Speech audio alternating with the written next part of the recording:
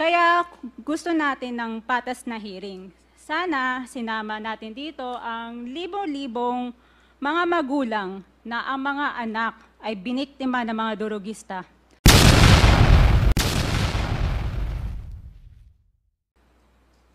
Tayo ditong mga kinatawan ay ibinoto lamang ng ilang libong Pilipino. Ngunit ang kasama natin ngayon ang Pangulong Duterte, ang most voted Philippine leader ng 2016. At ang kanyang anak, Vice President Sara Duterte, ang most voted Philippine leader naman ngayong 2022. I would like to manifest na gusto ng sambayanang Pilipino ang pagdurog niya sa mga kriminal, durugista at NPA na terorista. Kaya sila ibinoto at patuloy na mahal ng mga Pilipino. Kaya gusto natin ng patas na hearing. Sana sinama natin dito ang libo-libong mga magulang na ang mga anak ay biniktima ng mga durugista. Ang mga ordinaryong Pilipino na naglalakad galing trabaho, tapos sinaksak o pinatay ng adik, lahat ng mga kababaihan, na kahit pati infant na babae ay ginahasa na ng adik. Libo-libo rin ang kanilang mga magulang at mahal sa buhay na wala dito ngayon. Awang-awa ang mga Pilipino sa mga inuseteng pamilyang na ito, kaya niluklok ng bansa ang Pangulong Duterte. Ang drug war ng Pangulo ay policy lamang. Hindi ito natupad kung hindi ito pinondohan ng Kongreso ng 6 na taon.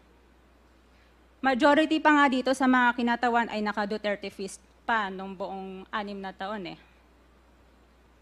Ang Duterte Youth Party List po ay patuloy na naninindigan sa Pangulong Rodrigo Duterte at pangalawang Pangulo, Sara Duterte, na naglingkod ng maayos, dumurog sa mga durugista, kriminal at NPA na terorista para proteksyonan ang milyon-milyong Pilipino. Bakit wala nag-iimbestiga dito o nag-iimbita sa atin sa sobrang raming Pilipino na biniktima ng mga durugista? And lastly, sa mga kongresista na kaalyado ng mga NPA, mahaya naman tayo sa topic ng pagpatay dahil kayo mismo, hindi kayo nagsasalita sa pagpatay ng NPA sa mga pulis, sundalo at mamayang Pilipino. Pati rin po sa mga natitirang resource persons na gusto mag-abogada papuntang ICC, si Attorney Maria Cristina Conti, na kandidato ngayon ng Bayan Muna Party List. Kasama po ang inyong katabi na si Nery Colmenares ng Bayan Muna. Sa NPA, nire-recruit ang mga kabataan para pabagsakin ang gobyerno at pumatay ng mga pulis, sundalo at tropa ng gobyerno. Di nyo naman kinokondena ang pagpatay nila.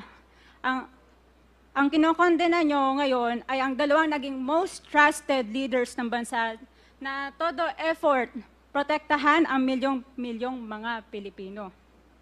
In support sa advocacy sa Pangulong Duterte, ang Duterte Youth Party List ngayon, Kongreso ito, ang kaisa-isang nagpapanukala ng pagbalik ng death penalty para sa mga rapist, kidnappers, durugista at terorista. In behalf of the Duterte Youth Party List, kami ay nagpapasalamat sa todong suporta ng Pangulong Duterte at VP Sara Duterte sa mga tropa ng gobyerno at sa pagdurog nyo sa mga kriminal, durugista at NPA na terorista. Yun lang po. Maraming salamat po, Mr. Chair. At Thank you, magandang gabi po. Congresswoman. Salamat, ma'am. Mr. Chair, Bawal po pumalakpak dito. Kung gusto niyo pumalakpak, doon kayo sa labas. Maaari ba? Mr. Chair, Wala hong bastusan dito, ha? Sige, Congressman Acop, you're recognized. thank you, Mr. Chair. I beg to disagree with my colleague. Kasi bata pa siya. Ako, I have given up my life for this country. The former president is only 2 years older than I am. But I have been fighting for this country. I was a member of the Philippine Constabulary and became a policeman after Republic Act 6975 was enacted. This statement of my colleague betrays her ignorance. Kung gusto po niya na magpa-imbestiga, mag-file siya ng resolution and maybe refer to the appropriate committee to be fair with her. She is a congressman. She knows the rules. However, your statement or your statements betray your ignorance of our rules here in this House of Congress. So I beg to disagree, Mr. Chair, na sila lang ang nakikipaglaban at marunong makipaglaban sa kalaban. As I've said before, I have given the most part or most years of my life fighting the enemy of this country. Thank you, Mr. Chair. Thank you, Congressman Acop. Yes, let me emphasize na wala pong may monopolya ng pagmamahal sa bayan dito. Pare-parehas po tayo rito. And following the suggestion of Congressman Acop, kung meron kayong gustong paimbita, mag-attend kayo ng hearing. Hindi ma-attend kayo kapag andito lang ang dating Pangulo, ang ating Vice Presidente. Umattend kayo. This committee hearing, this Quadcom, makes announcements of all its hearings. And from here on, we want to see you in our hearing, and please submit to the committee secretary all the persons you want to be invited. Wala hong ano yan, wala hong ano yan. Kung sino yung gusto niyang imbitahan, pwede po yan. Gusto ko lamang pong liwanagin na wala hong may monopolya sa pagmamahal sa bayan dito. Hindi kayo, hindi kami. Pare-parehas tayo nagmamahal sa bayan. Pare-parehas tayo nagseserbisyo eh. Diba? Huwag niyo sabihin mas magaling kayo. Dahil kami, hindi naman namin sasabihin magaling kami. Pero kung pagmamahal sa bayan, pare-parehas tayo. Huwag niyong sosolohin yan. Dahil magagalit si Congressman Dan Fernandez. Anyway, Mr. Chair, Mr. Chairman. Mr. Chair, Congressman Abante and then Congressman Senior Deputy Speaker Gonzales. Congressman Abante. katulad din po ni Congressman Romy Acop, gusto ko ring sabihin ang ilan sa aking talambuhay. 1986, Mr. Chair, muntik nang bumagsak ang Pilipinas sa NPA. Mayroong 37,000 na armed NPA sa bansa. Merong 5 million na mass support ang NPA. That was 1986.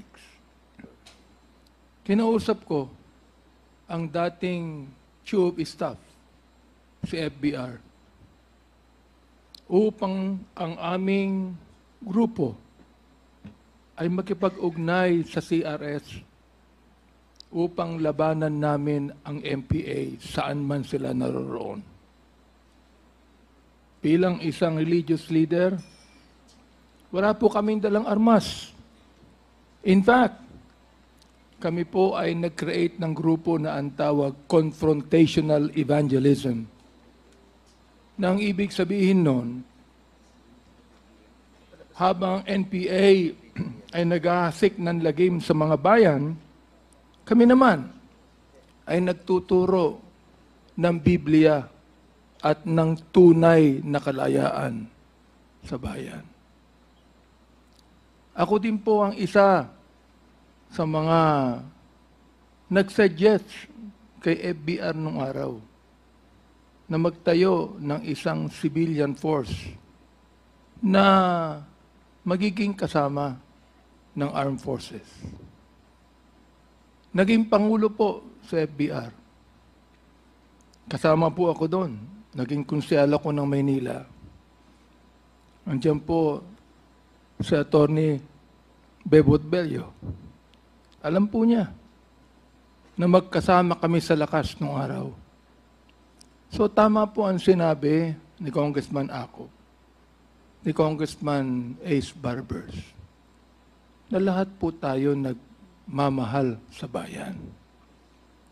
Kaya nga, Mr. Chair, gusto kong itanong sana dito kay Senator Trillanes, if he is working for the ICC. Are you working for the ICC, Mr. Chair? Hindi po. You are not. Hindi po, Mr. Chairman. But you are connected with the ICC. Opo, by virtue of being the first to So, Mr. file. Chair. Yes. This man who used to be a part of the armed forces, that should be a patriot in this country, has been conniving with the ICC in this country. Now, we would like to have a balance here. Hindi po yung unfair tayo o bias tayo. Balanse lang tayo dito. Hindi natin dito inaakusahan ang sinumang personalidad. Issues. Kaya nga sinasabi ko sa ating former president, hindi ko maintindihan kung bakit kinakailangan pumatay tayo ng 30,000 people sa war on drugs. Naniniwala po ako sa war on drugs, Mr. President. Suportado ko na ayaw natin ang bansang Pilipinas mahulog sa kuko ng mga drug pushers and drug lords. Ang nakakapagtaka lang, Mr. Chair, kung bakit kakaunti lang ang napapatay ng mga drug lords at drug traffickers at libo-libo ang napapatay ng mga drug pushers at daan-daan ang napapatay ng mga drug users. Huwag natin pag-usapan dito ang ideolohiya. Pag-usapan po natin dito kung paano natin pagagandahin ang bansang Pilipinas. Yan po ang pag-usapan natin dito.